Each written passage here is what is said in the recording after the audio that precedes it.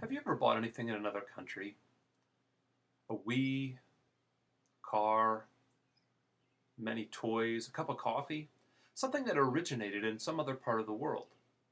To do so is a pretty simple thing. You go to a store, you give cash to the person running the register, and then you walk out of the store with the product that you've bought. It seems pretty simple, but it really isn't, because in order to make these purchases, you have to go through a second market. Think about it. Let's say you are producing something here in the United States and you want to sell it overseas. And so you want to get money for the products that you make so you can pay your bills, you can pay your workers, you can pay for inputs, you can pay yourself. The problem is that if you sell it in another part of the world, it's very unlikely that your customers will pay for your product in dollars. They will pay for it in the currency that their country uses. For example, if you try to sell your product in Japan, maybe you're producing Coca-Cola. You sell the product in Japan, but you want to pay your workers, you want to pay your shareholders in dollars.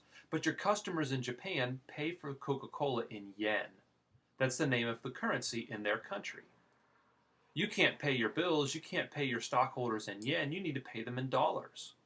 So somewhere along the line, there needs to be a transformation of the yen into dollars, or your dollars into euros if you're buying something from Europe, or Mexican pesos into dollars, or Canadian dollars into pesos, or whatever currency is being used. It has to be transformed into the currency that the people selling the product want to use. This happens just like so many other things in a market. We call it the market for foreign exchange. And as we set these markets up, what we find is that every country has a market for its currency on a one-to-one relationship with another country.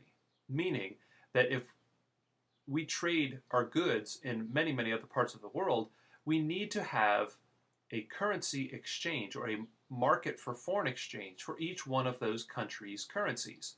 So we have $1 for yen, we have $1 for peso currency, we have $1 for real, which is used in Brazil, we have $1 for euro, we have $1 for every other country's currency, a market. And those are the only two things that get traded in each specific market.